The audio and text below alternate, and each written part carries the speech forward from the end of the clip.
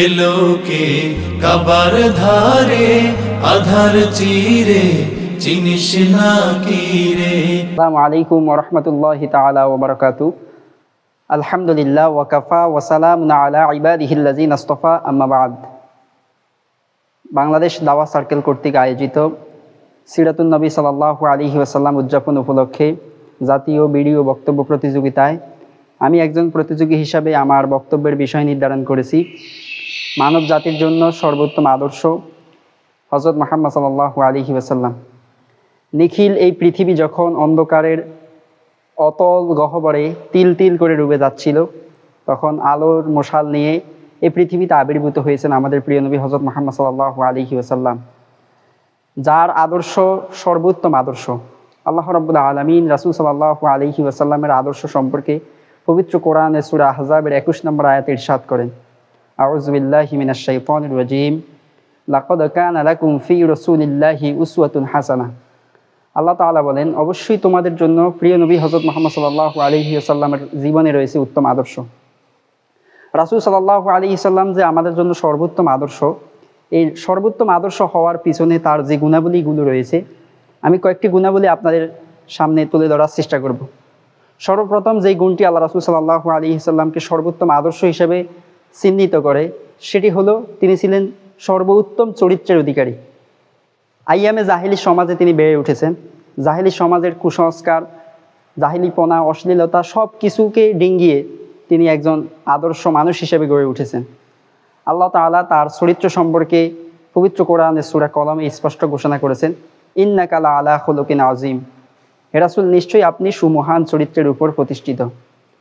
আল্লাহ রাসূল সাল্লাল্লাহু আলাইহি ওয়াসাল্লাম যখন দাওয়াতি কাজ শুরু করেছিলেন, মক্কার মানুষেরা তাকে বিভিন্নভাবে অফার দিয়েছিল যে তুমি বাপদাদা ধর্ম প্রচার করো, আল্লাহর দেওয়া ধর্ম বাদ দিয়ে, তাহলে আমরা তোমাকে এই মক্কার মধ্যে সবচেয়ে ধনী বানিয়ে দেব, এই মক্কার সবচেয়ে সুন্দরী মেয়ের সাথে তোমাকে বিবাহ করে দিব। আল্লাহ রাসূল সাল্লাল্লাহু আলাইহি ওয়াসাল্লাম তাদের এসব অফার গ্রহণ না করে তিনি আল্লাহর দ্বীন প্রচার করতে সর্বোচ্চ চেষ্টা করে গিয়েছেন। এছাড়াও আল্লাহ রাসূল সাল্লাল্লাহু আলাইহি সাল্লাম ইন্তেকালের পরে আম্মাজান আয়েশা রাদিয়াল্লাহু তাআলা আনহার কাছে একজন সাহাবী গিয়ে জিজ্ঞেস করলেন যে রাসূল সাল্লাল্লাহু আলাইহি ওয়াসাল্লামের জীবনী চরিত্র কেমন ছিল। তখন আল্লাহ রাসূল সাল্লাল্লাহু আলাইহি সাল্লামের স্ত্রী আম্মাজান আয়েশা রাদিয়াল্লাহু তাআলা আনহা বলেছিলেন, কানা খুলুকুহুল কোরআন, তার জীবনী ছিল পবিত্র কোরআন। অর্থাৎ কোরআনের পাতায় পাতায় প্রতিটা পৃষ্ঠায় আল্লাহ রাসূল সাল্লাল্লাহু আলাইহি ওয়াসাল্লামের জীবনী রয়েছে, আদর্শ রয়েছে। তিনি আমাদের পারিবারিক জীবনে আদর্শ, আমাদের সামাজিক জীবনে আদর্শ, আমাদের অর্থনৈতিক জীবনে আদর্শ, আমাদের রাজনৈতিক জীবনে আদর্শ, আমাদের ব্যবসায়িক, সব মিলিয়ে প্রতিটি জীবনের প্রতিটি ক্ষেত্রেই তিনি আমাদের জন্য আদর্শ।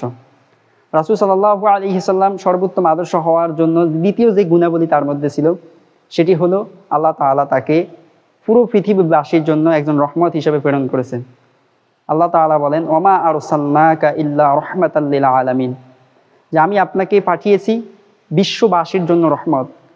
তিনি প্রাণীকুলের জন্য রহমত ছিলেন, সৃষ্টিজীবের সকল প্রাণীর জন্য তিনি রহমত ছিলেন। তার দয়া ভালোবাসা পৃথিবীর প্রতিটা প্রাণী, পৃথিবীর প্রতিটা মানুষ উপলব্ধি করেছে। এজন্য তিনি পৃথিবীর জন্য একজন রহমত হিসেবে প্রেরিত হয়েছেন। আল্লাহ রাসূলের তৃতীয় যে গুণাবলীটি ছিল, সেটি হলো তিনি তার জীবনের মধ্যে কখনো মিথ্যা কথা বলেননি। এমনকি ঠাট্টার চলেও, উপহাসের চলেও তিনি কখনো কোনোদিন মিথ্যা কথা বলেননি। পৃথিবীতে এমন কোনো মানুষ খুঁজে পাওয়া যাবে না যে মানুষের জীবনীতে সে কোনোদিন মিথ্যা কথা বলেনি। রাসূল সাল্লাল্লাহু আলাইহি সাল্লাম সর্বোত্তম আদর্শ হওয়ার পিছনে এটি সবচেয়ে গুরুত্বপূর্ণ যে তিনি জীবনে কোনোদিন মিথ্যা কথা বলেননি। আল্লাহ তাআলা তার জবানকে হেফাজত করেছেন। অনেক মানুষ বিভিন্নভাবে উপহাসের চলে মিথ্যা কথা বলে, কিন্তু আমাদের প্রিয় নবী সাল্লাল্লাহু আলাইহি ওয়াসাল্লাম তার জীবনী শুরু থেকে শেষ পর্যন্ত আমরা যদি অধ্যয়ন করি, তাহলে কোথাও আমরা তিনি যে মিথ্যা কথা বলেছেন এটার কোনো প্রমাণ পাওয়া যাবে না।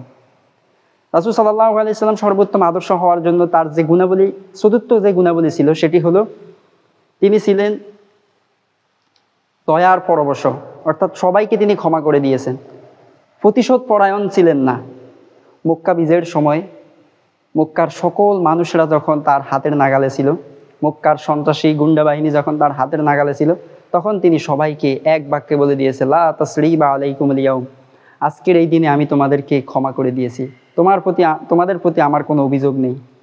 ইউসুফ আলাইহিস সালাতু ওয়াস সালাম তার ভাইদেরকে যেভাবে ক্ষমা করে দিয়েছে, প্রিয় নবী হযরত মুহাম্মদ সাল্লাল্লাহু আলাইহি সাল্লামও তার মক্কাবাসীদেরকে সেভাবে ক্ষমা করে দিয়েছে।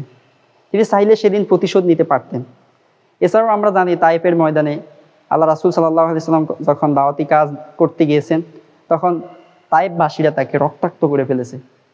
জিবরাইল আলাইহিস সালাতু ওয়াস সালাম আল্লাহর পক্ষ থেকে ওহী নিয়ে আসলেন। তিনি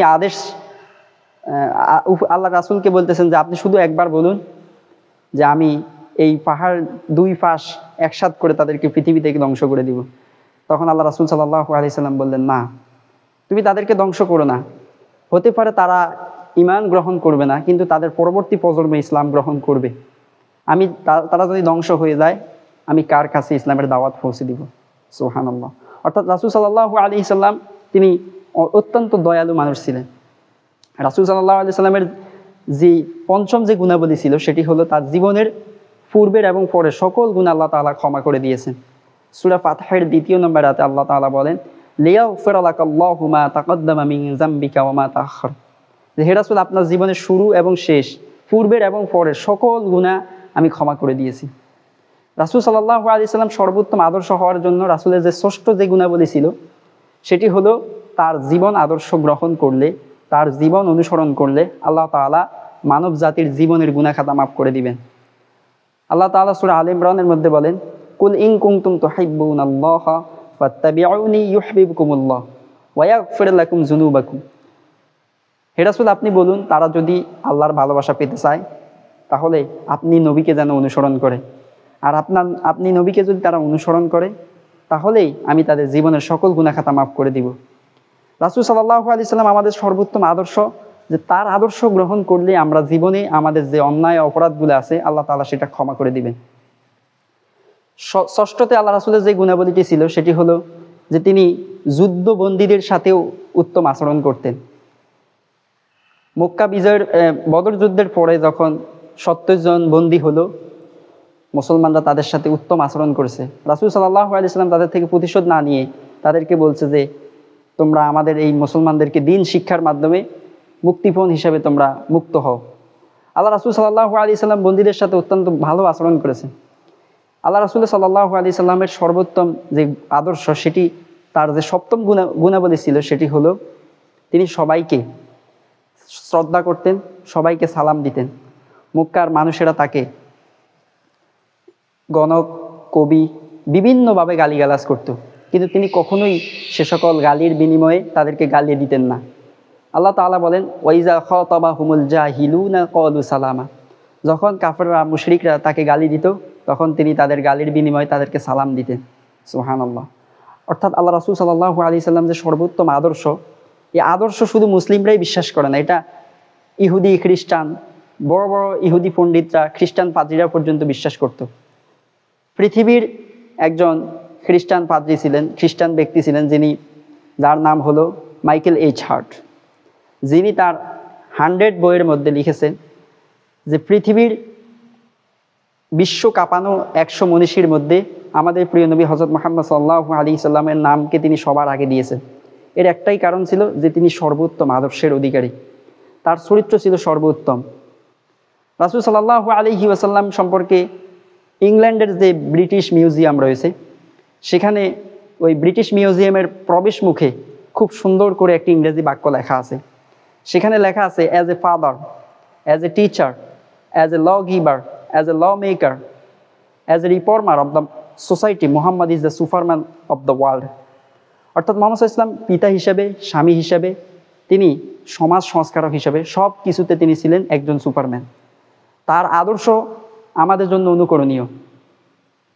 আল্লাহ রাসূল সাল্লাল্লাহু আলাইহি ওয়াসাল্লাম যে সর্বোত্তম আদর্শ, এটা ইহুদি খ্রিস্টানরাও বিশ্বাস করতো। যেমন জর্জ বার্নার্ড শ, তিনি বলছেন যে পৃথিবীতে মানবতার ত্রাণকর্তা হিসেবে রাসূল সাল্লাল্লাহু আলাইহি ওয়াসাল্লাম আবির্ভূত হয়েছেন। তার এই সুমহান আদর্শ আমাদেরকে মুগ্ধ করে। তার প্রশংসা করতে গিয়ে শায়রুর রাসূল হাসান বিন সাবিত রাদিয়াল্লাহু তাআলা আনহু কবিতা লিখেছেন।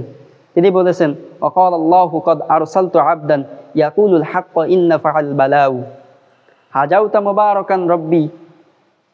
অর্থাৎ আল্লাহ রাসূল সাল্লাল্লাহু আলাইহি সাল্লাম, তাকে আল্লাহ পাঠিয়েছেন সত্য সহকারে, অকুতোভয়।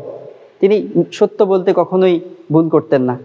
এজন্য আমাদের উচিত রাসূল সাল্লাল্লাহু আলাইহি ওয়াসাল্লামের সর্বোত্তম আদর্শ গ্রহণ করে আমাদের ব্যক্তিগত জীবন, পারিবারিক জীবন, সামাজিক জীবন গঠন করা। আল্লাহ তাআলা আমাদের সবাইকে তৌফিক দান করুক। আমিন। আসসালামু আলাইকুম ওয়া রাহমাতুল্লাহি ওয়া বারাকাতুহু।